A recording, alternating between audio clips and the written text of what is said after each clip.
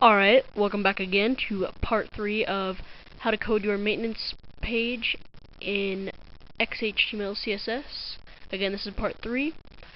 This is how to code it. We've already done how to design and how to slice. So now we are on to the coding. As you can see right there, I've already coded the entire layout. I find it hard to code while being recorded, because it lags me a little bit and I have to move around a lot to make sure things work. I always gotta be clicking on stuff. So anyways, let's go ahead and start out with index. This is what you call a doc type. This tells your browser what you're coding in and if it's transitional, strict, or I forget the other one, but it doesn't matter. I always code in transitional, as it doesn't really matter all that much, but it kind of does. So I have that. Here's where the HTML document is started.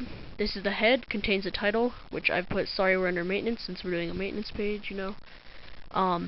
This is what links you to the external CSS document. I've named it style.css, and then this ends the head.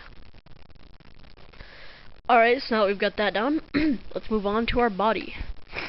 In the body is where you'll have all of your HTML and divs, etc. I forgot to end that. So every document I have, you'll find that I start out with a container. Let's go ahead and look at what this does. In CSS, you start out with this, the pound sign, which says that it's going to be an ID. The width of my container is 500 pixels, and margin auto. This is basically what the meaning of a container is for. Like, the use of a container is to center your entire layout, and that's what margin auto does. It'll put it in the center of the browser in any resolution, which is what you want. So that's what a container does. It's also sometimes called a wrapper. I don't know why, I like container better. So with my code, I like to be neat, so I align it with its ending wrap right there. It wraps around the entire layout, so that's why it's called a wrapper, but container just sounds better to me because it contains everything, but everything is inside of it, so you can tell where it's ending.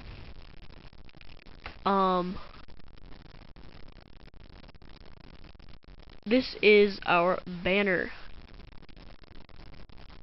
div. Let's go check out the banner.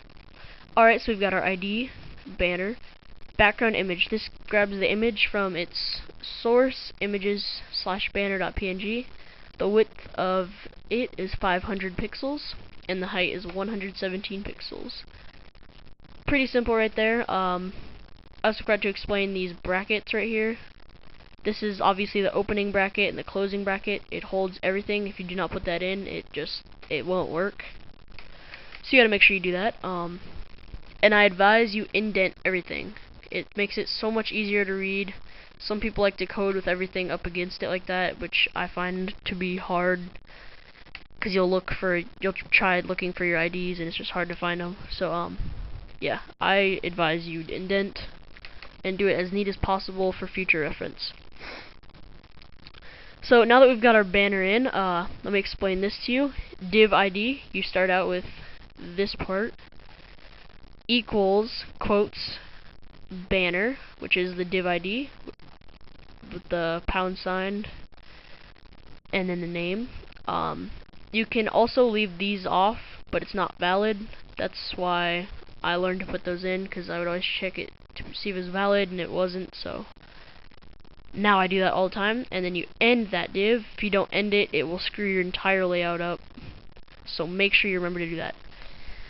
Next up is our news image. That is our big blue bar across the screen right here that has a marquee running through it, so you can see your updates and news and stuff about the site.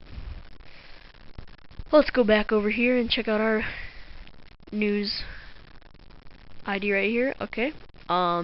This is gonna have some confusing stuff in it. Well, it's not too confusing, but for a newcomer to XHTML and CSS. A lot of people make mistakes with this and don't know what it is. So obviously we've got the background image, that's where it's located, URL of it, the width. As you'll notice, this is 450. I'll come back to that. Height. And now we're on to the slightly confusing part. Whenever you add padding, padding is whenever you put text into an image, it will automatically stick to the far left of it and the far top, like it'll stick far top left. So whenever you type into this without add padding, it sticks right here, and then it'll right across the screen up at the very top of the bar. So what padding does is it puts the space in between the font and the image. So as you can see, I centered this black font, otherwise it would be up. Whenever you're adding padding, you always need to subtract it however much, like 7 pixels for padding top, I had to subtract from the height. So obviously the height of this was 28.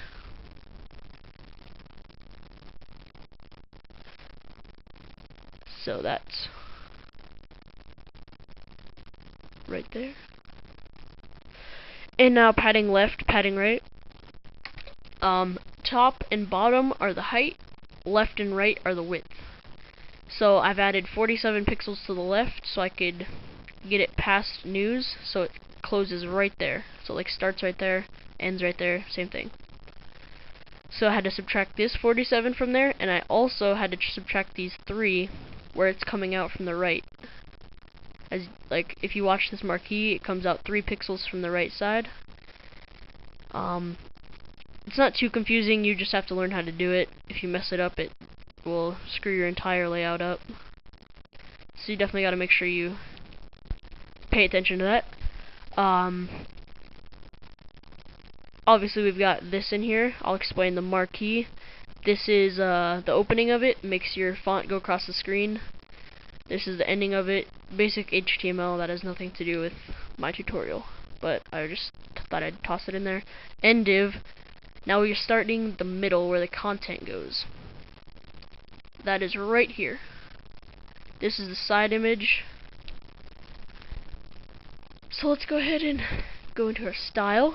Now we've got mid. I've messed this up. I've put mid above news. I shouldn't do that because it's a little bit confusing. Not too bad, but I just like it as neat as possible.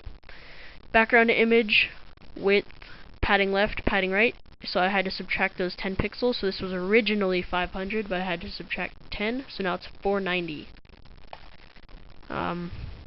Yeah, that's exactly what I went over right there, up here. Now onto the bottom. As you can see, it's just basic div ID bot end div. So then we've got background image, width, height. That's probably the most simple one. That and banner are probably the easiest. I hope this really helps with understanding of code. I've saved it already. You've been watching it this entire video. I'll refresh. You can see right here that that's the actual code.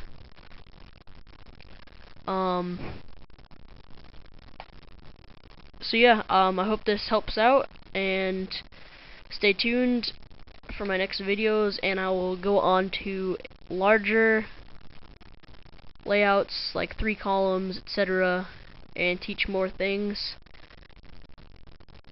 So yeah, thanks for watching.